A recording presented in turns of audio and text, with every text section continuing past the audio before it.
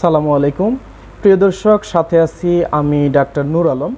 আজকে আমরা জানব অ্যাজমা বা হাঁপানি রোগের কারণ কি কি লক্ষণ বা উপসর্গ প্রকাশ পায়, আর শেষে জানব চিকিৎসা সম্পর্কে।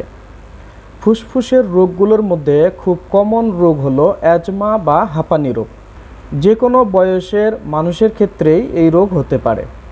হাঁপানি বা অ্যাজমা সাধারণত ছোটোবেলা থেকে শুরু হয়, তবে বয়স বাড়ার পরেও অনেকের ক্ষেত্রে অ্যাজমা বা হাঁপানি রোগ শুরু হতে পারে। এখন আমরা জানব অ্যাজমা বা হাঁপানি রোগের লক্ষণ ও উপসর্গ সম্পর্কে। অর্থাৎ অ্যাজমা বা হাঁপানি রোগ হলে কি লক্ষণ বা উপসর্গ প্রকাশ পায়। অ্যাজমা বা হাঁপানি রোগের লক্ষণগুলোর মধ্যে অন্যতম প্রধান লক্ষণগুলো হলো, শুরুতে শ্বাসকষ্ট হয়, শ্বাস প্রশ্বাসের সময় শীষ দেওয়ার মতো শো শো শব্দ হওয়া, বুকে চাপ লেগে থাকা, মনে হতে পারে যেন কোনো বেল্ট বুকের চারপাশে আঁটোসাঁটো হয়ে আছে, কাশি হতে পারে।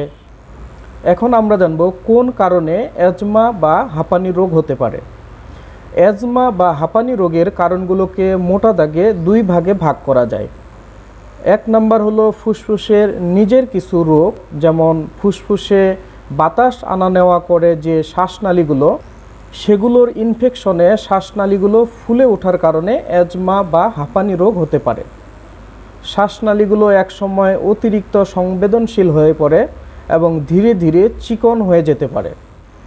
দুই নম্বর কারণ হলো বাইরের কিছু কারণ, যেমন দীর্ঘদিন ধরে অ্যালার্জির সমস্যা থাকলে, অনেক দিন ধরে সাইনোসাইটিসের সমস্যা থাকলে, ধোঁয়া বা ধুলাবালিময় পরিবেশে থাকলে, ঠান্ডা জায়গায় বসবাস করলে বা দীর্ঘক্ষণ ঠান্ডা জায়গায় থাকলে, অতিরিক্ত শারীরিক পরিশ্রম করলে, ঘন ঘন ঠান্ডাজনিত সমস্যা এবং ভাইরাসের আক্রমণের কারণেও কিন্তু হাঁপানি বা অ্যাজমা রোগ হতে পারে।